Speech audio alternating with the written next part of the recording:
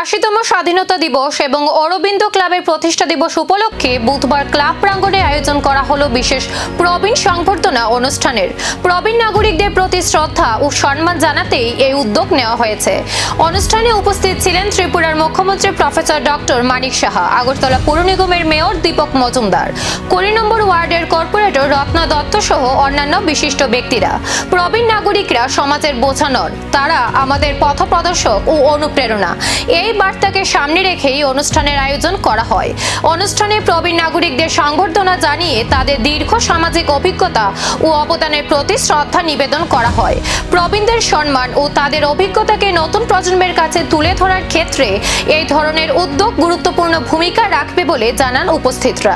তাদেরকে সম্মান দেওয়ার যে প্রচেষ্টা, মাননীয় প্রধানমন্ত্রীজিও সেই ব্যবস্থা রেখেছেন। তাদেরকে কোনো অবস্থায় আমাদের ভুলে চলবে না, কারণ আজকাল আমরা দেখি যে অনেক সময় বহু জায়গায় আমাদের ত্রিপুরাতেও প্রায় 5টার মতো আমরা শেল্টার হাউস করেছি, যারা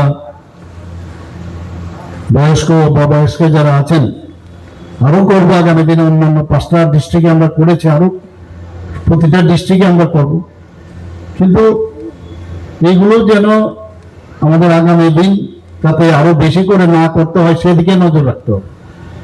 ঘরের ভিতরে তাদের সম্মান যাতে দিতে পারি আমরা, নিজেদের সেই মানসিক অবস্থান, মা বাবা, দাদা দিদা, ঠাকুরদা ঠাকুরমা, তাদেরকে নিজের করে তাদের অভিজ্ঞতার আলোয় পথ চলার বার্তা। প্রবীণদের সম্মানে অরবিন্দ ক্লাবের এই উদ্যোগে নজর সবার।